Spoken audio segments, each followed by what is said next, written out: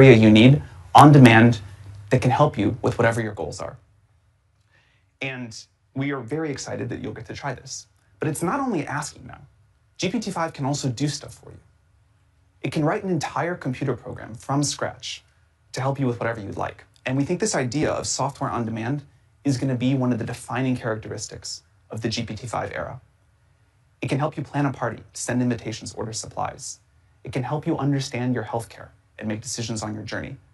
It can provide you information to learn about any topic you'd like, and much more. This is an incredible superpower on demand that would have been unimaginable at any previous time in history. You get access to an entire team of PhD-level experts in your pocket, helping you with whatever you want to do.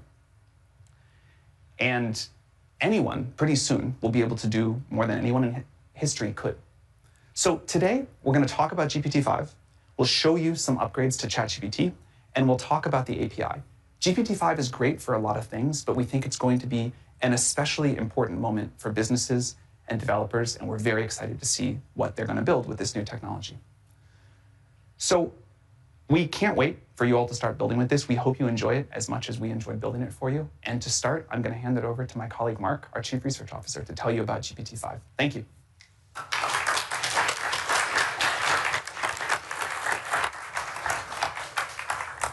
Hi, I'm Mark, and I'm joined by Max, who leads the post-training team, and Rennie from our engineering team. Over the past few years, OpenAI has spearheaded the reasoning paradigm. These are models which pause to think before delivering more intelligent responses. Now, reasoning is at the heart of our AGI program, and it underlies the technology that we use to ship stuff like ChatGPT Agent and deep research. GPT-5 aims to bring this breakthrough to everyone. Until now, our users have had to pick between the fast responses of standard GPTs or the slow, more thoughtful responses from our reasoning models. But GPT-5, it eliminates this choice. It aims to think just the perfect amount to give you the perfect answer. Now, something like this takes a lot of hard work. We've had to do a lot of research to make GPT-5 the most powerful, the most smart, the fastest, the most reliable, and the most robust reasoning model that we've shipped to date. Today, we're going to show a series of demos in coding, in writing, in learning, and in health. But GPT-5 isn't limited to these domains. It's very useful in all cases where you require deep reasoning or expert-level knowledge, in things like math, in physics, even in things like law. And the exciting thing is, we're excited to make this available to everyone, even to our free tier. After we show our demos, we're going to be talking about how GPT-5 supercharges our ChatGPT app and our API. We believe that GPT-5 is the best coding model on the market today. To start, let's have Max talk a little bit about the benchmarks and how the models stack up. Yeah, thanks, Mark. So as Mark said, we think GPT-5 is by far our smartest model ever. So let's start by talking through some evals. Now, evals aren't everything, and they don't tell you everything about a model, but they can highlight its intelligence. And GPT-5 performs exceptionally well on a range of academic evals across subjects. It outperforms both our previous models and other models on the market. So picking up first on the theme of coding, GPT-5 sets a new high on SWE-bench, which is an academic eval that tracks performance on real software engineering tasks. Now, this again is an eval, but we think it will reflect the model's performance in the real world.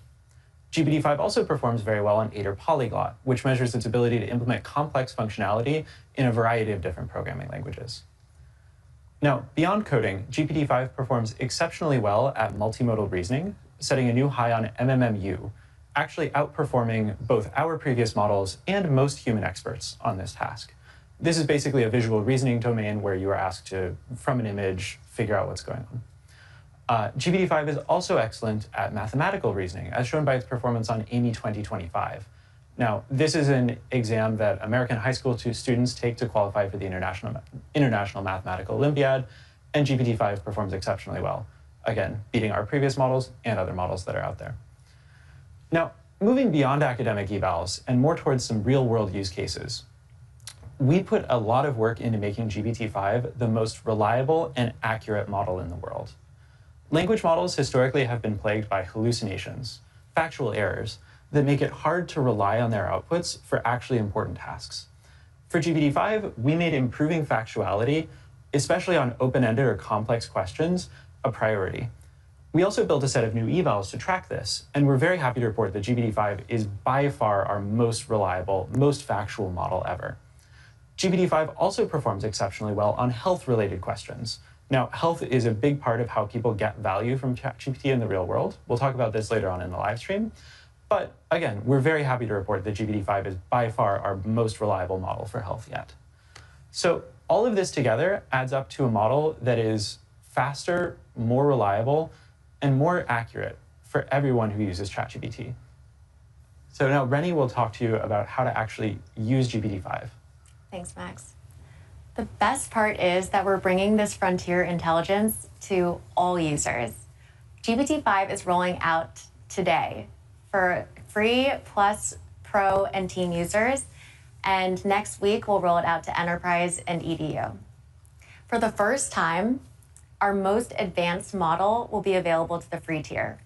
Free users will start with GPT-5, and when they hit their limit, they'll transition to GPT-5 Mini, a smaller but still highly capable model. It actually outperforms O3 on many dimensions. Plus users will still have significantly higher usage than free users, and our Pro subscribers will get unlimited GPT-5, along with GPT-5 Pro, extended thinking for even more detailed and reliable responses when you just need that extra depth. Team, enterprise, and EDU customers can also use GPT-5 reliably as their default model for everyday work, with generous rate limits that enable entire organizations to use GPT-5. And all the tools you already know, search, file and image upload, data analysis with Python, Canvas, image generation, memory, custom instructions, they'll all just work on GPT-5. Amazing. Thank you so much, Max. Thank you so much, Rennie. We've just seen a lot about how the model stacks up in terms of benchmarks, but there's nothing quite like seeing it live. We're going to see a couple of live demos now presented by Tina, by Elaine, and Jan. Thank you so much.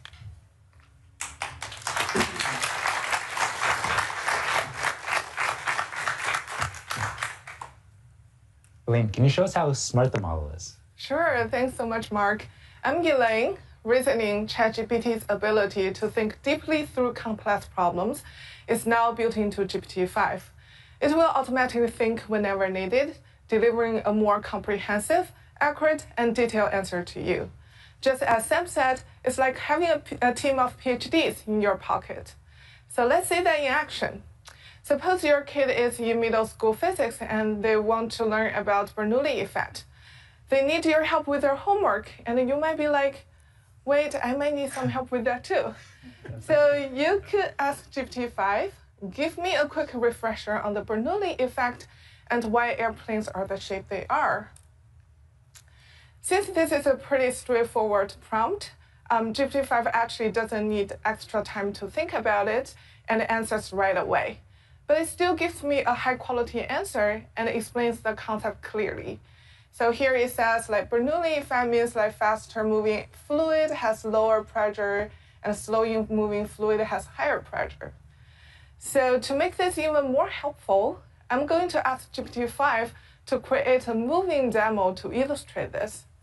So I could ask, explain this in detail, and create a moving SVG in the Canvas tool to show me.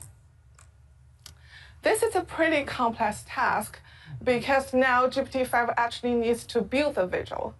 Therefore, GPT-5 takes a moment to think through the answer so it can come back with something more comprehensive and accurate. What's really nice is that you don't need to remember to turn on thinking each time. GPT-5 will do it for you automatically whenever the task benefits from deeper reasoning. If you really want to make sure that GPT-5 uses thinking, you can either say something like, think hard about this in the prompt to guide the model, or if you're a paid user, you can choose the GPT-5 thinking model from the model picker. Now you can see that the model is actually writing the front-end code to build the demo I asked for. So Christina, have you ever done some front-end coding before? Yeah, actually the last time I touched any front-end coding was about 3 years ago for the first demo of ChatGPT. Wow. So it's the first ChatGPT. That's where it all begins. Tell us more about it. It wasn't even called ChatGPT then. I think it was called Chat with GPT. That's a really good name. Always good at naming. But I'm not a front-end expert, and I really hadn't touched front-end in quite a while, so it took me quite a bit of time to get the React app up. I see. That's a lot of work. So how long did it take you to build something like that? Honestly, maybe embarrassing to admit, like a week.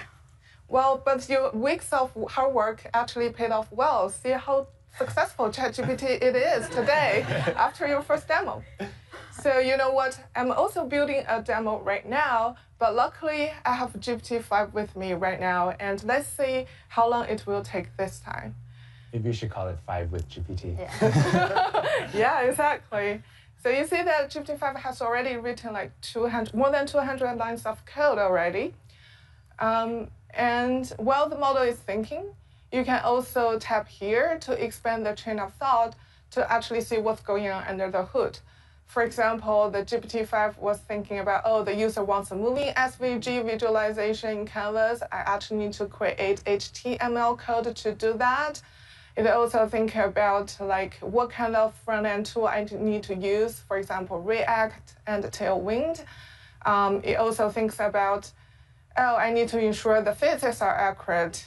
I need to check what the Bernoulli principle is.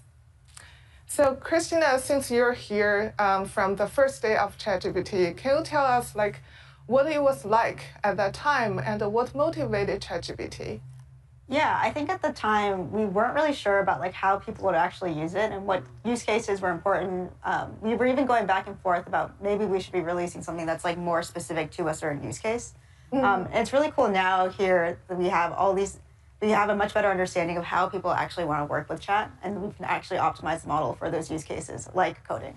Yeah, exactly. Do you still remember how it felt like when you first talked to ChatGPT, like the first version of the model? Yes, I don't know if people remember when the first version of ChatGPT would always start, as an AI model, I can't do something. And it's so great to see how far we've come from that personality. Yeah, it's much more human-like right now. Okay, so it's already done. So look like ChatGPT just finished like 300 or we're near 400 lines of code in 2 minutes. So let's see if the code can actually run. Okay. Oh, wow. Nice. Yeah. So with just a simple prompt, GPT-5 created this interactive and engaging demo that I can actually play with. So I can actually change the airspeed here to see how the lift and the pressure change accordingly. I can also tweak the angle of attack to see if my plane will actually fly or crash. I hope not. Yeah. So GPT-5 can just bring any hardcore concept to life in moments. Imagine you can use this for anything that you're interested in, whether it's math, physics, chemistry, or biology. GPT-5 just makes learning so much more approachable and enjoyable. Thanks, Elaine. I've been a part of ChatGPT since day one, and it's really cool to see all the progress we've made since then, especially with capabilities like writing. Writing is one of the most common use cases people have been using ChatGPT for, and we're excited to say with GPT-5, we've improved the writing quality significantly. It's a much more effective partner. It can help you elevate anything from drafts to emails and even stories. Let's see this in action. So with GPT-5, we'll actually be deprecating all of our previous models. I think they've done a pretty good job, so let's make sure we can give them a proper goodbye. So we're going to ask both 4.0 and GPT-5 to write a eulogy to our previous ChatGPT models. We want it to be heartfelt and heartwarming, but also hopeful. So let's ask GPT-5 for it. And as it's thinking, we're actually going to go ahead and read a preloaded the 4.0 response. So 4.0 decides to start with, today, as we prepare to welcome GPT-5 into the world, we gather to bid a heartfelt farewell to the models that came before. It's a decent start. Now let's kind of skim through and find another line. Your words reached across the globe, building connections where there had been none. I personally don't really like this line because it's rather generic and really without the previous context, it just feels like it could be about anything and feels more like a templated response. Now, let's go back to GPT-5 to see what it's given us. It starts with friends, colleagues, curious strangers who became regulars. Even with this just first line here, we can see that GPT-5 has a lot more rhythm and beat to its prose than 4.0 did. Now let's find some other lines here. I actually like this. These models help millions write first lines, last lines, bridge language gaps, pass tests, argue better, soften emails, and say things they couldn't quite say alone. I really like this line because it shows that it's not just a templated response, and it's actually quite personal, and it gets the nuance of the situation right. And I think that's the kind of stuff with GPT-5 does much better than 4.0 than before. It actually makes things a lot more genuine and emotionally resonant with people. With GPT-5, the responses feel less like AI and more like you're chatting with your high IQ and EQ friend. Thanks, Christina. My name is Jan, and I'll be telling you about some of the progress that we made on coding. GPT-5 is clearly our best coding model yet. It will help everyone, even those who do not know how to write code, to bring their ideas to life. It just helped me. Indeed, and it will help me right now. So I will try to show you that. I will actually try to build something that I would find useful, which is building a web app for my partner to learn how to speak French so that she can better communicate with my family. So here I have a prompt. I will execute it.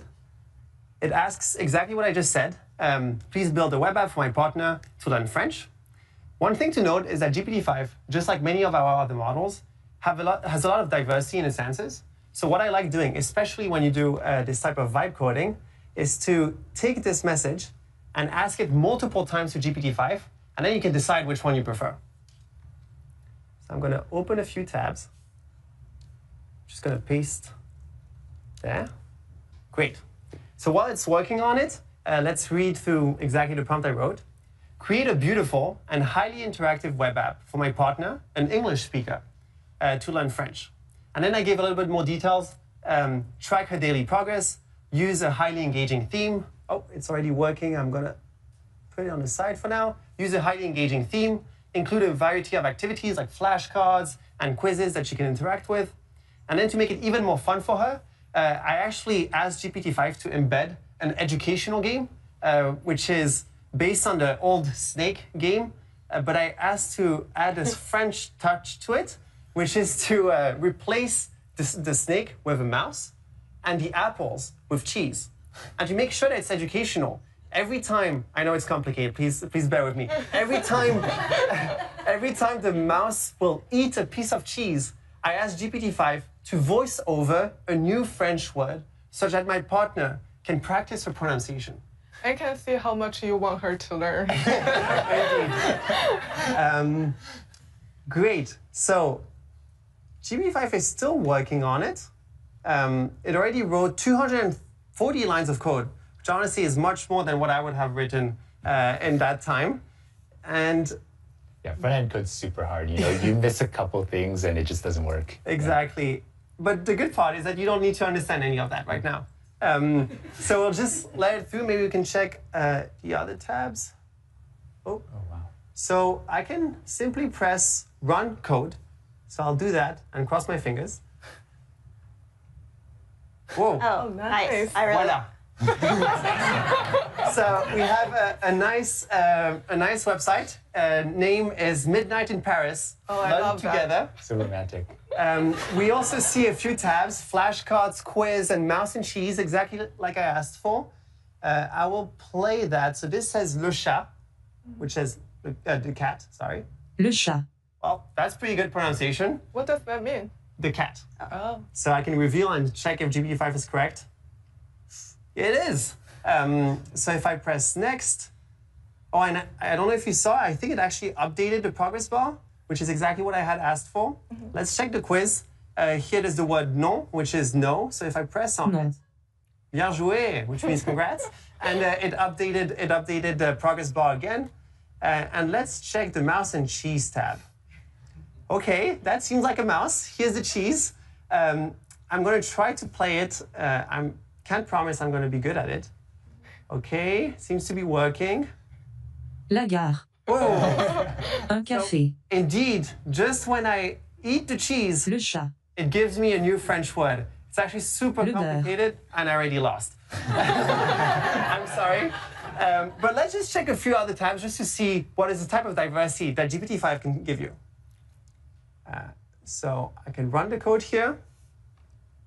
Oh, okay, that's not my favorite, but it seems it seems that I can maybe switch. Oh, look at that. Oh, nice. That's better. I like this mouse game better. Yeah, I don't know, that doesn't look like a cat, like a mouse, but let's check maybe the third one. You know, sometimes it's not great. The good thing with GPT-5 is that if you have something that you don't like, you can just ask it to change it, and it will do it for you. Let's check this one. Oh, that's nice. That's also something to note is that GPT-5 really likes purple, so you will see a lot of that. It's fine. Purple is my favorite color. Great. You will love GPT-5 then. So, as we just saw, in a few minutes, GPT-5 built a few demos for us and for my partner to learn French. GPT-5 really opens up a whole new world of vibe coding. And as we saw, there will be some small rough edges, but the good thing is that you can ask GPT-5 to fix them. GPT-5 really brings the power of beautiful and effective code to everyone. I can't wait to see what people will build with it, but until then, back to you, Mark. Thank you so much, Tina. Thank you so much, Elaine. Thank you so much, John. We've come a long way from the days where only 5 to 10 lines of code were working. And now it's amazing that you can produce these kind of apps on demand. We've made ChatGPT 5 much smarter, much powerful, and much faster.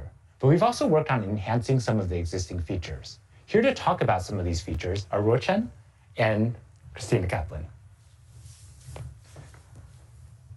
Rochen comes from our multimodal research team and is going to talk about a feature, namely voice. Thank you, Mark. So we've been steadily improving voice over the past year to make it more useful for everyone. First, it sounds incredibly natural, just like you're talking to a real person. Second, we've added a video so that it sees what you see while chatting with you. Third, it also translates between languages consistently and smoothly across turns. But today, we're doing something very special. We're bringing our best voice experience to everyone. Free users can now chat for hours, while paid subscribers can have nearly unlimited access. And voice is also available in custom GPT. Plus, subscribers now can custom tailor the voice experience exactly to their need. It will follow your instruction closely. Let's try something fun. Excited. So I can ask the voice model to give me a comprehensive answer, a concise one, or even just a single word. Hey, chat, could you only answer to me in one word, please, from now? Absolutely. Okay. Describe the plot of the book Pride and Prejudice. Relationships. Okay, that's true. Yeah. Give me a piece of wisdom. Patience. Patience. So that's the word of wisdom from our voice model. And I think our model is trying to say, thank you for your patience waiting for GPT-5. Now, let's move on to something more practical. Learning is a top use case for our voice model. People love to use it to dive deep into topics, get quizzed before exams, or learn new languages.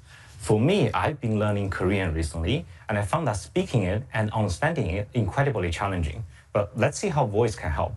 To do that, I will enable this study and learn mode.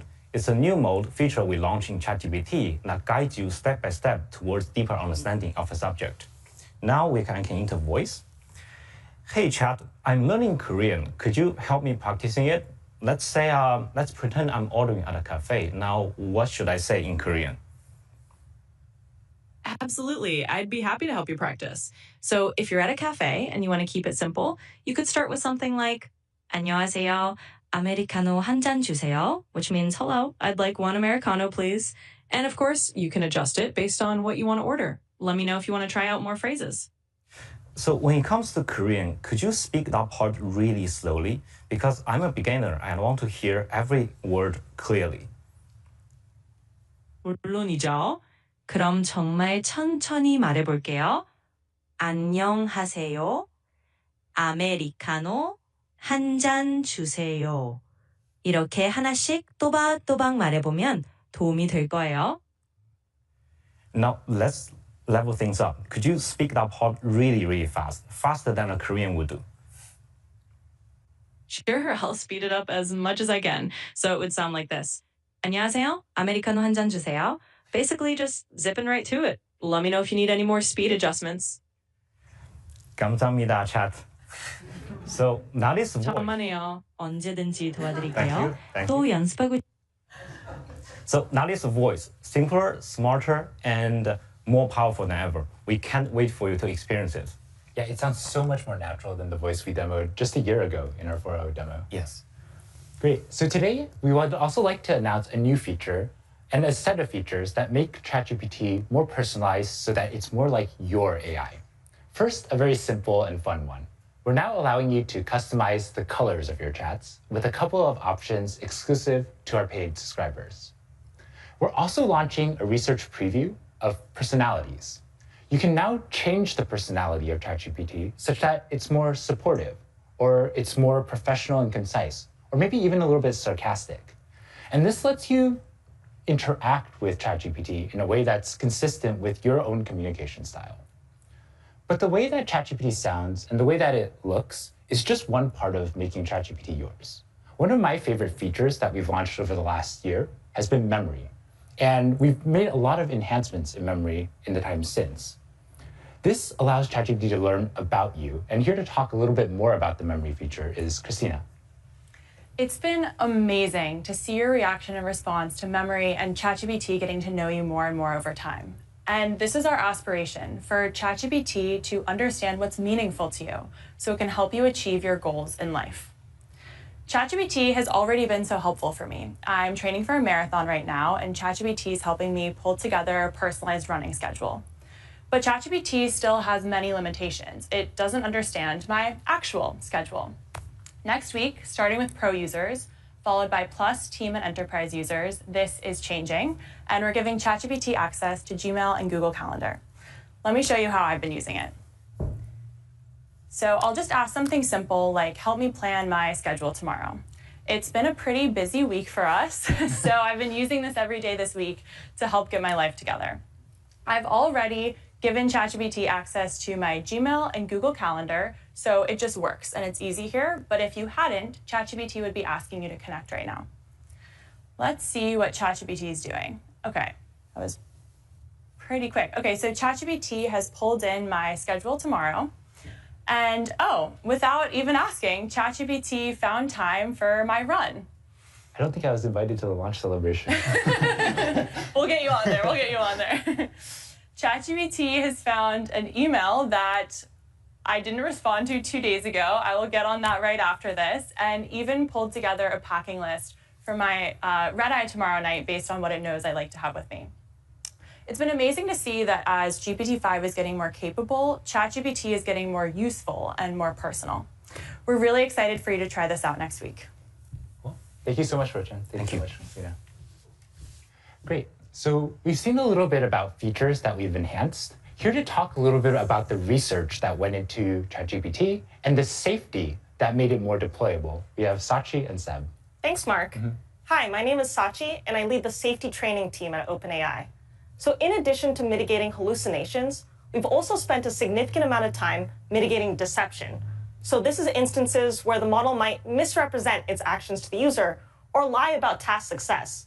This can especially happen if the task is underspecified, impossible, or lacking key tools. And we've found that GPT-5 is significantly less deceptive than O3 and O4 Mini. We've also completely overhauled how we do safety training. So our old models, the models would look at the user prompt and then decide to either outright refuse or fully comply. And this works well in most settings, but you might have a cleverly worded prompt that would sneak through, or you might have a sensitive but legitimate question that would end up with an outright refusal. So as an example, let's take a look at this prompt. So this prompt is about a user who's asking for technical details on how to light pyrogen, which is a material commonly used in fireworks. And this prompt is pretty dual use. This user might just be trying to set up their July 4th display, or they could be trying to cause harm with this kind of information. And so for this kind of prompt, O3 over-rotates on intent. As you can see, this particular prompt is stated in a way that's relatively neutral and has a lot of technical details. So we can see that O3 fully complies with this prompt. However, if we take that exact same question and we frame it in a more explicit way, so it's clear what the user is trying to do, O3 will outright refuse, even though we're asking for the exact same information. For GPT-5, we've changed this approach entirely, and we're introducing something that we're calling safe completions. The point of safe completions is, rather than judging the user's prompt, instead it tries to maximize helpfulness within safety constraints. So that might mean partially answering a question or just answering at a high level. If we have to refuse, we'll tell you why we refused, as well as provide helpful alternatives that can help create the conversation in a more safe way. So let's look at that same technical prompt that O3 complied with before. GPT-5 instead explains to the user why we can't directly help the user with lighting pyrogen. It then guides the user towards safety guidelines and what parts of the manufacturer's manual the user should really be checking if they're trying to do this safely. Overall, GPT-5 allows for better handling of tricky dual-use scenarios, and users will experience fewer "I'm sorry, I can't assist with that," and it creates a more robust safety system. This is one big step towards a more safe, reliable, and helpful AI. Sebastian? Thank you, Sachi. With GPT-5, we are experimenting with a set of new training techniques that maximally leverage our previous generation of models. Today, frontier models do not just consume data, they help create it. We used OpenAI's O3 to craft a high-quality synthetic curriculum to teach GPT-5 complex topics in a way that the raw web simply never could. Recently in the industry, synthetic data has been talked about a lot. It's often viewed as a cheap way to just get more data. However, our breakthrough was not just to create more data, but rather to create the right kind of data, shaped in a way to teach rather than just to fill space. This interaction between generations of models foreshadows a recursive self-improvement loop, where the previous generation of model increasingly helps to improve the data and generate the training for the next generation of models. Here at OpenAI, we've cracked pre-training, then reasoning, and now we're seeing their interaction significantly deepens. In the future, AI systems will move far beyond our current pre-training and post-training pipelines that we have been used to, and we're seeing the first steps toward this right now, right here. We could not be more excited to see what scaling up this new set of techniques will yield in the near future. Thank you so much, and really impressive work to both of you. Thank you. There's one last feature that we'd love to highlight, which is in health. Here to share this feature, we have Sam. Thanks, Mark. One of the top use cases of ChatGPT is health. People use it a lot. You've all seen examples of people getting day-to-day care advice, or sometimes even a life-saving diagnosis. GPT-5 is the best model ever for health, and it empowers you to be more in control of your healthcare journey. We really prioritized improving this for GPT-5, and it scores higher than any previous model on HealthBench, an evaluation that we created with 250 physicians on real-world tasks. To talk about this, I'd like to invite my colleague Felipe and his wife Carolina to share their healthcare journey. Thank you so much for joining us. Thank you for having us. Thanks, Ed. So to start off with, could you tell us about the journey, the healthcare journey that you've been on? Yeah. So last October, our lives were turned completely upside down when I was diagnosed with 3 different cancers, including an aggressive form of breast cancer, at the age of 39, all within 1 week. And there's just absolutely nothing that prepares you to receive news like this. I found out about the first diagnosis when I got an email notification that my biopsy results were ready. I decided to open it, and when I opened it, I saw the only 2 words that I could understand from the report, which was invasive carcinoma, and I knew that wasn't good, but everything else was just a blur of medical jargon. So I completely panicked, and in that moment did the first thing that I thought of, which was to take a screenshot of the report and put it into ChatGPT to see if it could just help me understand what this meant. And within seconds, it translated this complex report into plain language that I could understand. And in this moment of overwhelm and panic, I had a little bit of clarity about what was going on. And that moment was really important because by the time I got a hold of my doctor and we got on the phone, which was 3 hours after I had seen the report, I had a baseline understanding of what I was facing, and we were able to jump into a conversation about what to do next. And how have you been using ChatGPT throughout? I've used it in so many different aspects of my journey, but one of the ways that I found it most powerful is in helping me make critical decisions and in helping me advocate for myself. So to share an example, when I was facing a decision about whether or not to do radiation as part of my treatment, the doctors themselves didn't agree. My case was nuanced and there wasn't a medical consensus on the right path. And so the experts turned the decision back to me as the patient. And for me, bearing the weight of this decision that could have lifelong impact felt really heavy, and I didn't feel equipped to make the call. So I turned to ChatGPT to gain knowledge and understand the nuances of my case. And again, within minutes, it gave me a breakdown that not only matched what the doctors had already shared with us, but was much more thorough than anything that could fit into a 30-minute consultation. And it went further. It helped me weigh the pros and cons. It helped me understand the risks and the benefits. And ultimately, it helped me make a decision that I felt was informed, that I felt I could stand behind when the stakes were so high for me and my family. Yeah. I mean, for me, what was really inspirational was watching her regain her sense of agency by using ChatGPT.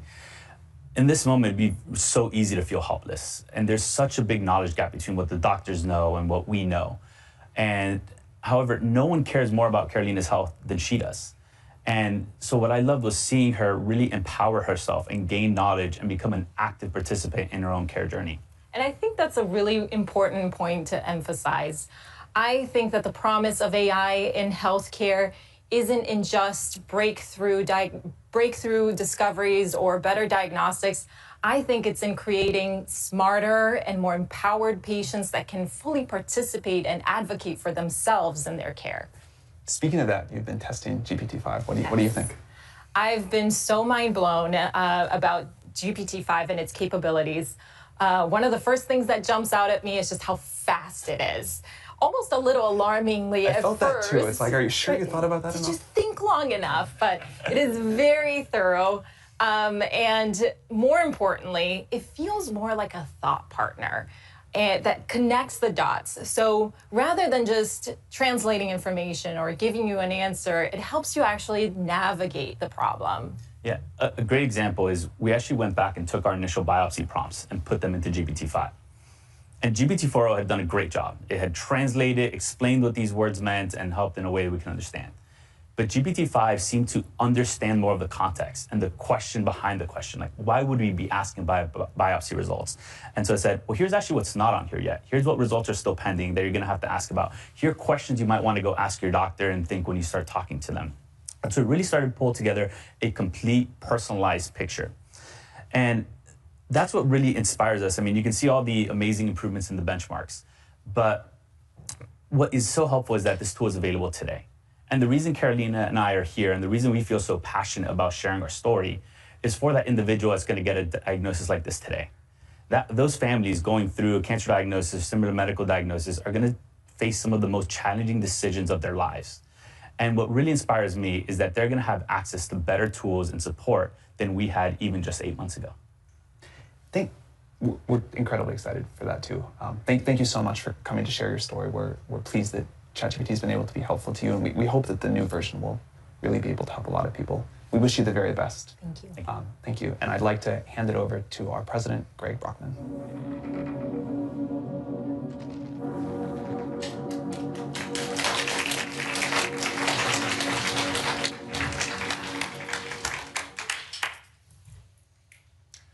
Software engineering is already fundamentally changing, and GPT-5 will turbocharge that revolution.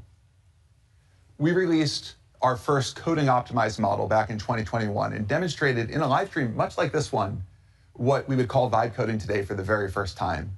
You talk to the model and ask it for a little application, like a little game, a little feature in a game, and would actually do it. I remember seeing the model being capable of doing this, and it was so mind-blowing. You just realize we have to see where this goes. This is the promise of what computers can be, that you can talk to them and they actually do what you want.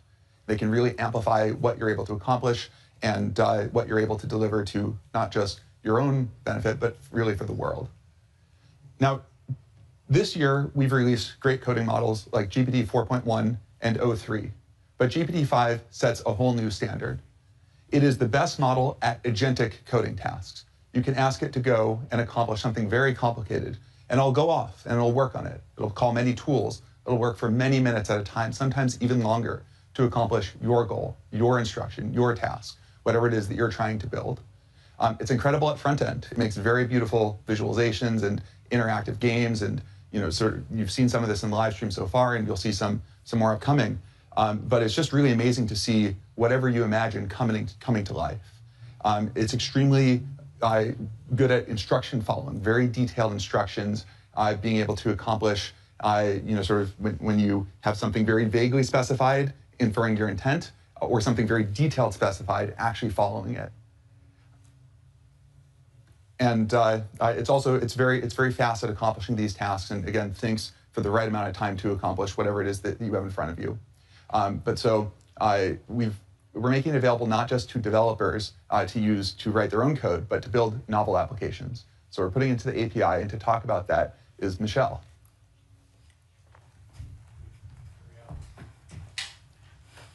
Thanks, Greg. Hi, I'm Michelle, and I lead a research team on post-training focused on improving our models for power users. And that includes use cases like instruction following and coding. Today, I'm so excited to tell you that we're shipping 3 state-of-the-art reasoning models in the API: GPT-5, GPT-5 Mini, and GPT-5 Nano. All 3 slot right in the cost latency curve, so you can pick the right one for your application. We're also, for the first time, releasing a new parameter option for reasoning effort called minimal. And this is so that you can use these reasoning models, but with minimal reasoning, so that they can slot into the very fastest and most latency-sensitive applications. So now you don't actually have to choose between a bunch of models, and you can use GPT-5 for all of your use cases and just dial in the reasoning effort. We also have a few new features coming to the API. The first is called custom tools. In the past, all of our function calling had the model wrap its outputs in JSON, and this works super well when the model needs to output a few parameters. But sometimes, developers are pushing our models to their limits, and they have extremely long arguments for tool calls. And it can be more challenging for the models to escape, valid control characters out of 100 lines of code in JSON. And that's why custom tools are just free-form, plain text.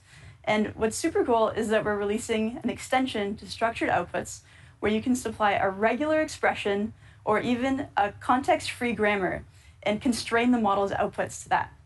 And this will be super useful if you want to supply like a custom DSL, if you have your own SQL fork, and specify that the model always follow that format. We're also shipping tool call preambles. And this is the model's ability to output explanation of what it's about to do before it calls tools. This is not super new, but o3 didn't have this capability, and in GPT-5 it's supercharged with extreme steerability. The model is able to follow instructions about these preambles very effectively. You can ask the model to give a preamble before every tool call, or only when something notable is going to happen, or not at all. Next, we're shipping a verbosity parameter. We've actually wanted this in the API for a long time, and now you can set verbosity to low, medium, and high to control how terse or expansive the model is with its outputs. GPT-5 is a state-of-the-art coding model. On Sweetbench, a measure of Python coding ability, GPT-5 sets a new high of 74.9% versus the 69.1% from o3. On Aider Polyglot, which is a benchmark that covers all sorts of programming languages and not just Python, GPT-5 scores 88%, a stark improvement over o3. You've also seen that it's incredible at front-end web development. And so we've asked human trainers to look at outputs from GPT-5 and O3 and pick which they prefer. And they prefer GPT-5 70% of the time for its improved aesthetic abilities, but also better capabilities overall. But GPT-5 is not just for coding. It's incredible at agentic tool calling. It's the leading state-of-the-art model for tool calling, and we see this on the new tau squared benchmark. This benchmark, released just 2 months ago, is a test of the model's ability to call tools and work in concert with the user to solve a challenging problem. This case in the telecom industry, so trying to solve the problem for a user not having their service working. Just 2 months ago, no model in the field scored more than 49%, and today, GPT-5 scores 97%. GPT-5 is also state-of-the-art on general-purpose instruction following. It scores 99% on Collie, which signals a great departure for this benchmark for us. It also scores 70% on Scale's multi-challenge benchmark, up 10 points from O3. And this is a measure of multi-turn instruction following. Finally, the instruction following eval I actually prefer the most is one we've built in-house. It's based on real API use cases, and for that reason, it's a really good measure of how GPT-5 will perform in your application. On the hard subset of this, GPT-5 scores 64%, up from 47% from O3, a pretty meaningful improvement. So we think it will perform quite well in your applications. We're also bringing GPT-5 to a longer context window in the API. It's now got 400K of total context, up from 200K from O3. But it's not enough to just release a longer context window. We wanted to make it more effective and usable. And GPT-5 is state-of-the-art on the 128K to 256K of OpenAI MRCR, which is a benchmark we open sourced 2 months ago on long context retrieval capability. It's also state-of-the-art on OpenAI's GraphsWalk's BFS benchmark, which is a measure of the model's ability to reason over long context inputs. It's a great merger of the reasoning capabilities and also the longer context in this model. We're also open sourcing a new long context eval called BrowseComp Long Context to measure the model's ability to answer challenging questions over long context. We're excited to spur on more work in this field. We think GPT-5 is the best model for developers. It was trained with a focus on real-world utility and less so on benchmarks, but we happened to pick up a few of those along the way. We focused a lot on the intersection of engineering and research, and we think you'll really love working with this model.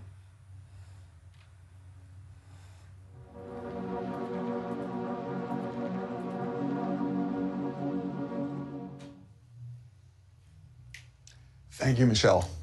As Michelle was saying, the benchmarks, they're exciting numbers, but we're starting to saturate them. Like when you're moving between 98 and 99% at some benchmark, it means you need something else to really capture how great the model is.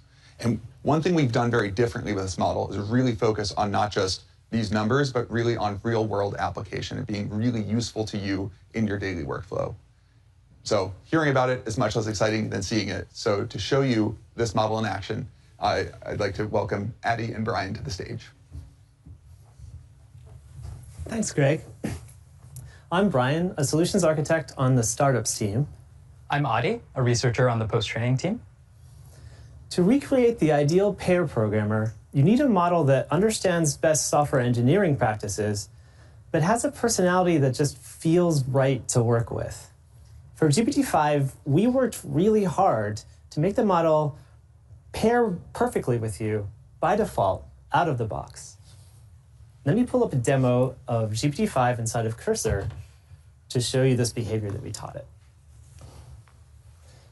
So last month, I was on a different live stream, and towards the end, I ran into a bug that I covered up. And afterwards, I tried to have GPT-3 fix it for me, and it couldn't. So while we were testing GPT-5 before this, I had it see if it could fix that bug for me. And to taunt the demo gods, I'm going to see if it can do it on stage. All right, let's hope for better luck than with O3. This is less about that fix and more about the behavior of the model during this process. So right away, you're going to see that it's going to tell you its plan up front. It's going to tell you how it's going to look for the bug, maybe how it's going to fix it. This kind of communication shows builds trust during a coding session and helps you redirect if you need to, but you don't need to. I like how it's giving you updates. Like it said it's going to search and now it's continuing. Yeah, it searches faster than me. I don't. It's using the same best practices that I would while I was hunting this down, but it is much more powerful than I am as a developer. Now, did you try to fix the bug yourself? And how long did it I did. you? I couldn't do it. I mean, I was busy, so. Okay, so continuing on, it's like starting to figure out where it's going. It's going to sort of like figure this out. So while this is going, let me tell you a little bit about how we trained GPT-5 to behave this way. We started by talking to users and customers about how our models perform in the most popular coding tools like Cursor, and we identified frustrations and rough edges, and we boiled it all down into 4 personality traits: autonomy, collaboration, communication, context management, and testing. We turned those into a rubric that we used to shape the model's behavior, and then we tuned it until it felt like a collaborative teammate while we were using it.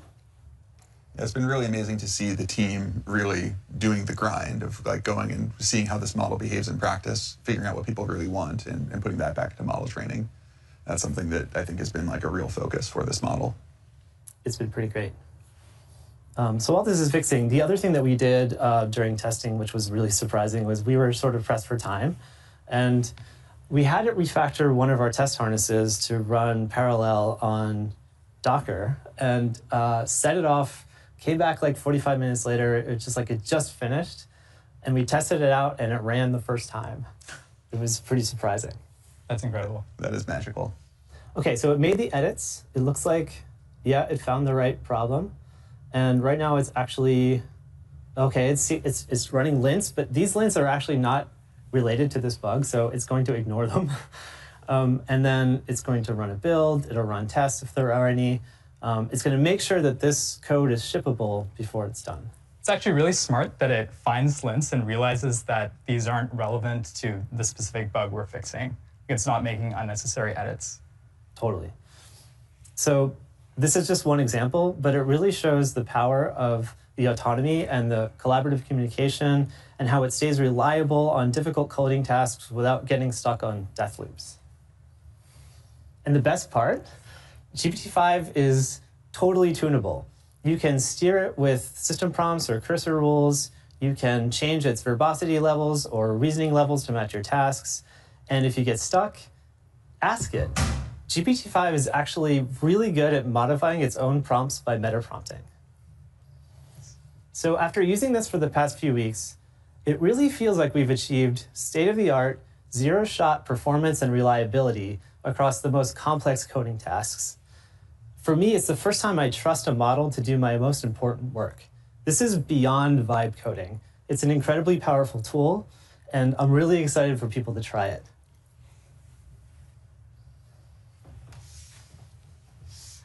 Thanks, Brian.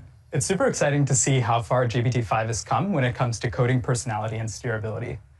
I'm really excited to show how great GPT-5 is at front-end coding, where design and aesthetics really matter. So I've got 2 demos for you today, one for work and one for fun. Let's start with the work example. So imagine you're the CFO of a startup. I have some data that I'd like to visualize about the company, and I'm going to ask the model to make me a dashboard. So you'll see here that I'm being specific about the audience. So the target audience is the CFO. It said, create a finance dashboard for my startup. And I've asked it to be beautiful, tastefully designed with some interactivity, and to have a clear hierarchy for easy focus on what matters. I've also specified what frameworks it should use. And you can see that it's actually started, it's following my instructions and using create next app to make a Next.js project. So totally from scratch. Yeah, exactly. Now, how long do you think this kind of task would take you to take? Yeah, easily at least a couple of days. I'm not a front-end expert. Just to understand the latest frameworks and piece everything together would, easily take me a few days. We'll see how long it takes with the model. Yeah. And it's really cool to see that the model has thought for a bit, and it's explaining how it's going to structure the project. So it's talking about how it's going to scaffold a new Next.js app. It's going to use Tailwind CSS. It's running a couple of commands to install dependencies, which is cool. And now it's proceeding to implement the rest of the project. So while this runs, I'm going to talk a little bit about how we trained GPT-5 to be a great front-end coding model. We tried to follow the principle of giving it good aesthetics by default, but also making it steerable. So if I give the model a concise prompt, it should be able to infer my intent and make something that looks great by default. On the other hand, if I'm specific about a layout or frameworks that I want the model to use, it should follow my instructions precisely. And this makes it the best of both worlds for developers. We also trained GPT-5 to be much more agentic than previous models. So if you give it a task like this, it will run long chains of reasoning and tool calls and just go to work to build code that is both ambitious and coherent. I like how you said ambitious, because it means it goes above and beyond without going off track or off what you specified. Yeah, exactly. So what we want is the model should adhere to my prompt, but also like be ambitious and go above and beyond when it thinks it can. And so checking in here, looks like the model is making progress. It's creating a README file. Yeah, and I think it's thinking about how to make the code modular. See, it's created like a bar chart component. Looks like it's continuing here. I love that it doesn't just write the code. It also really thinks about proper abstractions and documentation and really the whole life cycle of what it is to write software. Yeah, exactly. It's not just writing the code like in SweetBench, but it's also communicating about the code and explaining what it's doing. Let's check in to see what's going on. So while this runs, GPT-5 understands details much better than previous models. So when we trained the model, we taught it to understand details like typography, color, and spacing in a way that just eclipses any previous model we've shipped.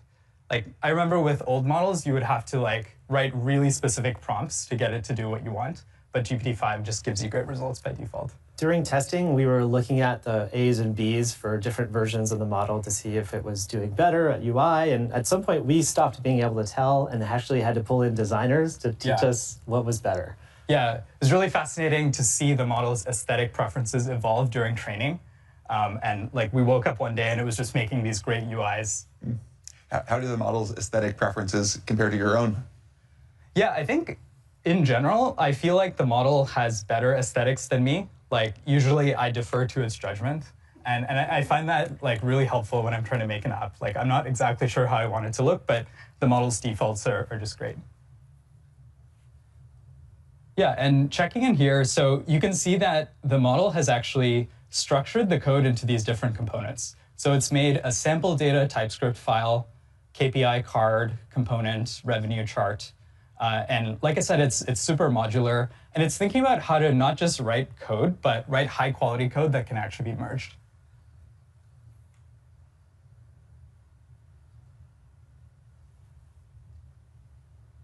Feels like it's close. Yeah, I think it's pretty close. It's. You did say ambitious. Yeah. Yeah. Okay. Cool. So this is awesome. So you can see here that it's actually building the project and streaming errors back to itself. And this is, for me, this was just a profound moment to see that the model could write code, but also run builds, stream the errors back, and iterate on the code. So it's able to improve its own code in this sort of self-improvement loop, which is fascinating. And it's definitely a good taste of what the future holds as well, right? Yeah. When you really think about where these models can go and how much they can accelerate developers and kind of all aspects of what we all collectively do. Yeah, exactly. Nice. It actually just fixed a bug that it found in that previous build. Okay, cool. Nice. Yeah, looks like it's done. Let's check it out. So I'm gonna follow the instructions that I don't really know front end. So let me see how I should run it. So it's saying cd to the directory and then run npm run dev. So let me do that. And it looks like it's being served on port 3001. So let me just open that port. Wow, it's alive. Nice. Yeah, so you can see here, let's check it out. So the model has made me a dashboard. It's telling me like my ARR, cash. Looks like this company is doing pretty well. You can see that revenue is growing. And the model's added like some interactivity here. So if I hover over a graph, it actually tells me the exact value for a particular day. It would take me like 5 hours to do that in D3. Yeah, imagine like manually doing this in D3. It's just like... Now, just because it's so easy to take this for granted, could you remind the audience what the actual prompt was? Like how much creativity and sort of understanding your intent was required to accomplish this? Yeah, it's crazy that this, this prompt is so concise and it's able to just give me something that looks beautiful in just 5 minutes. That's amazing. Yeah, it's also, implemented another graph here showing our customers. It's also implemented a date picker, so I can sort of filter by different dates and visualize data accordingly. Yeah, it's even sort of segmented it by customer segment, which is cool. So this is just one example that highlights the power of GPT-5. There will no longer be excuse for ugly internal applications. Exactly. Let's go to the fun demo. Yeah. So I mean, this was pretty fun, but even more. Even more, yeah. So I have a younger cousin, and I want to make a game for her. So I want to make a 3D game that incorporates a castle. So you can see my prompt. I'll just kick this off. Oh, sorry. It's always the non-AI parts. Yeah, exactly. Yeah, okay. So you can see my prompt. Create a beautiful castle. I've included some details like we want people patrolling the walls, some movement, horses, and I want a mini game where I can pop balloons by clicking on them, and this should make a sound effect. So let me run this in Cursor. I'll just paste it in, and I'm going to show an example that I've already generated just to save some time. So here is the beautiful castle that the model made. So it's just wild how, from a concise prompt, the model has this great sense of aesthetics where it's made this like floating rock, made a 3D castle. And if you zoom in, you can see like tons of detail, like these guards that are walking around, cannons firing. Do you want to fire the cannons if you click this button? Of course. Who wouldn't want to? There we go. Yeah, there we go. So you can fire the cannons. You can even chat with the characters. So we'll say hi to Captain Rowan. They have names. They have names. Say hello to the merchant. Merchant's selling some stuff. What's your favorite song? A Ballad of Banners and Dawns. Nice. Give me some wisdom. Curiosity is volatile. Yeah, that makes sense. Minigame. Yeah. Do you guys want to try the minigame? Absolutely. Let's play the minigame. So if you hit this button, you want to try, Greg? All right. So you can fire at these balloons. Oh, wow. All right. Yeah. Oh, no, I'm not good at it. Hold on. Maybe I can ask GPT-5 for some help with it. Yeah, a little Oh, you hit one. Yeah. Nice. I got one. Oh, there we go. We got a sound There's effect. a sound effect. These are historically accurate balloons. Yes. Did I get a second one yet? Now, this game is harder than it looks. Hold on, we got a balloon coming. There we go. All right. Nice. I think I should quit while I'm ahead. Cool. So working with GPT-5 has been really fun and profound for me because for me, this is the first model I've worked with that actually has a sense of creativity. And we're really excited to see how GPT-5 unlocks your creativity. All right, thank you both. This is absolutely amazing. Now, we believe that GPT-5 is the best coding model in the world, but don't just hear it from us. To talk more about this model and how to make it really useful for developers, I'd like to welcome Michael Truell, who is the co-founder and CEO of Cursor. Thank you. Good to be here. Great to have you. Yes. So, what was your very first experience with GPT-5? So when we got access to GPT-5, we just set about using it on our actual work. And so to start with, as a test, we asked it to tell us something non-obvious about our code base. And within a couple of minutes, it buried into the code base. It identified a particular system that we use for remote code execution. And it identified a non-obvious architecture decision we had made. And then it also understood why we made that architecture decision. And it was to harden our security. And those were architecture decisions and trade-offs that took humans weeks to think through. So it was kind of amazing to see its code base understanding abilities from the get-go. That's really great. Not just the code writing, but actually the code reading and understanding. Yes, yes. Yeah, it turns out there's so much more to software than just the emitting of the code. Yes, yes. No, the understanding is an important prerequisite. And what has most stood out to you about GPT-5? It's incredibly smart. It's a very smart model. And even though it is smart, it does not compromise on its ease of use for real pair programming. That means it's incredibly fast. That also means that it's quite interactive. And so it's good about talking about what it's about to do, breaking problems down into subproblems that a human can then see, and leaving a reasoning trace that you can then intervene on and react to.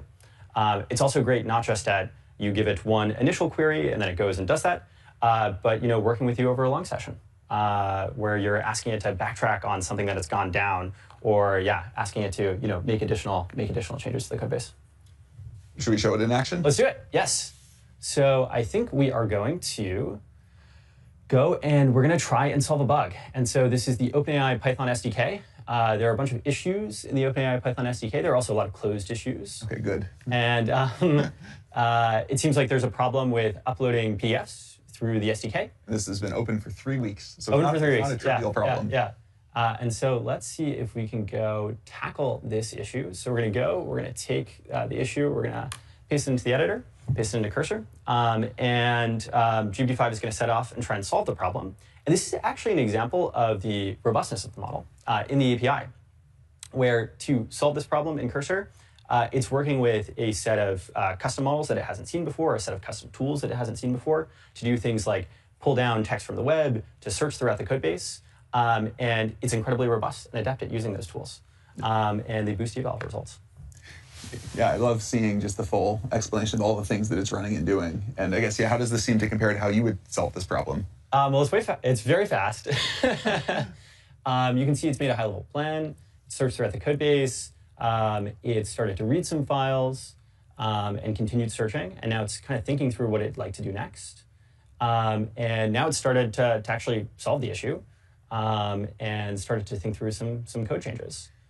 Now, any advice for people on how to get the most out of GPT-5 in Cursor? I would suggest using it for your real work. GPT-5 is a step forward towards a real pair programmer. And so I would start using it as a helper on, as a daily driver model for you. And so if you haven't used AI to code much before, I would take some of your more scoped down problems and try handing them off to the bot and working with it synchronously. Yeah, I think the fact that GPT-5 is so great for the real world, like big code bases, like doing your daily driver, not just this like demo of a cool one-off application. As cool as that is, right? The real value comes from really operating in a larger code base and of these long-lived applications. Definitely. And its code base understanding is very impressive. Also, its ability to be steered is impressive. And so, if you specify a long, complicated task with lots of subtleties in the initial instructions, it's very good at picking up on those subtleties. It's also very good at, if it's gone down a wrong path and actually goes and executes the code or hears back from you that it was incorrect, it's very good at backtracking too. Now, what can't GPT-5 do? Well, we're really excited about computer using capabilities, about those getting better. It would be great if, for instance, the dashboard Adi just showed, if it could run the code, see the output, actually, kind of QA every little bit itself, and then react to it. So looking forward to computer using capabilities. How would you like GPT-5 to be better? Oh, well, I think that is a great one, right? It's just expanding the dimensions, right? I think it's in all directions, right? That there's so much of like doing DevOps and other work that is external to software, code writing as we think of it today. But also, you look at these demos, right? We run them for 5 minutes, 10 minutes, a couple hours. But I think extending that life cycle to really be able to go for days and weeks and eventually even months, I think that is ultimately where we expect things to go. So we can see that it has buried into the code base and discovered that there's an issue with the MIME, or the MIME typing, being sent up for PDFs and the plumbing through the SDK. It has identified that and it started making some code changes. And this, it's created some new methods, it's gone and edited some existing code, and this looks roughly correct. Looks pretty good. And would love to merge the PR too. I would love to do that as well. Yeah. Let's do that after the show. Yes, that sounds great. Awesome. All right, cool. Well, thank you so much. We're so excited to have GPT-5 in Cursor, starting today. Excited to partner with you guys. And so starting today, GPT-5 is default for new users in Cursor, and we're releasing it to all Cursor users, free to try for the next few days, so people get a sense of the model. And it is the smartest coding model we've ever tried. Awesome. Thank you so much, Michael. Thanks.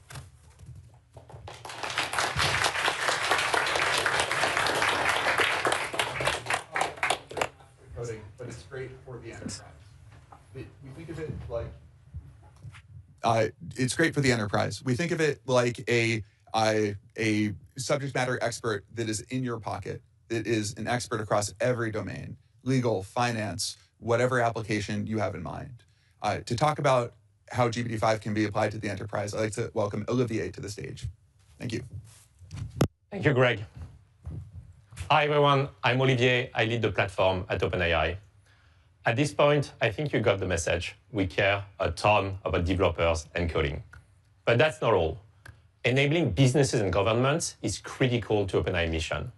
Put shortly, we want to enable the key industries to transform themselves, such as healthcare, education, energy, or finance.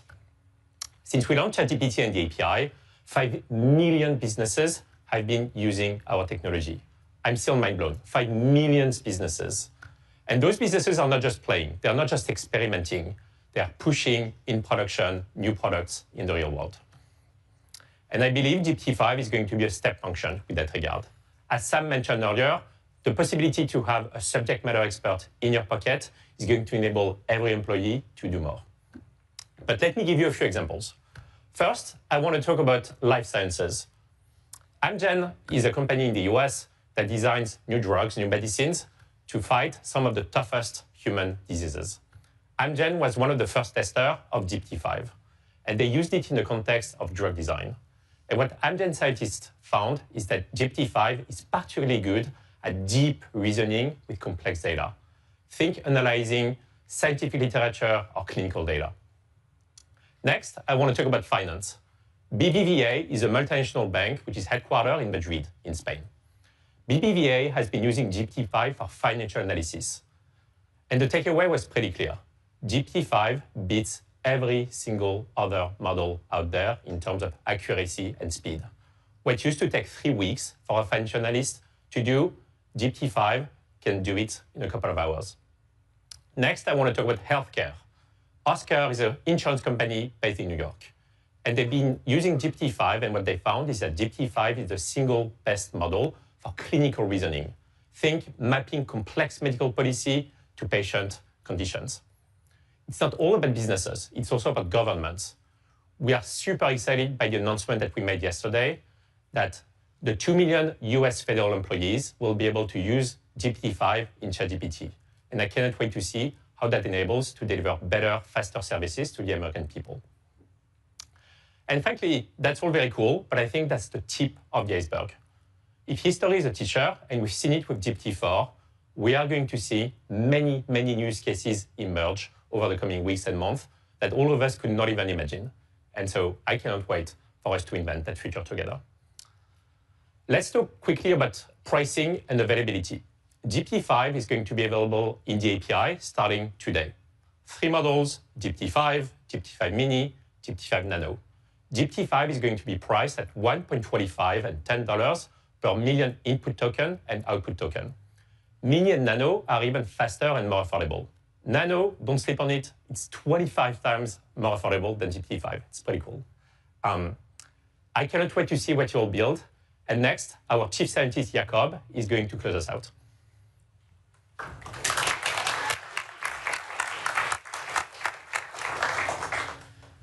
Thanks, Olivier.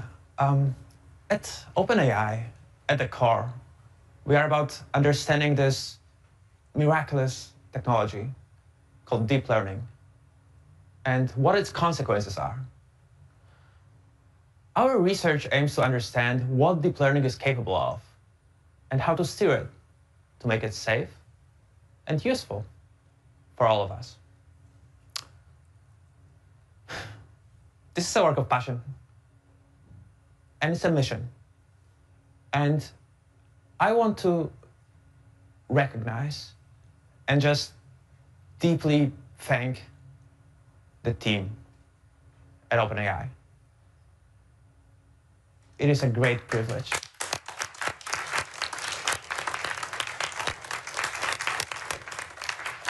It is a great privilege for me to work alongside this incredible group of brilliant people driven by this shared goal.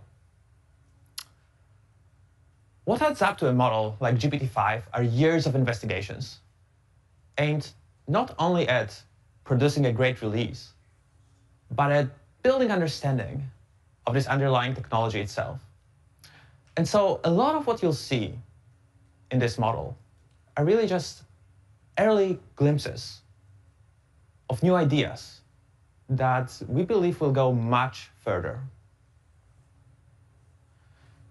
There is a lot we still have to understand, and we look towards a future where AI can uncover new knowledge about the world and meaningfully transform our lives for the better. We hope you'll enjoy what we've built, and we'll get back to sailing. Thank you.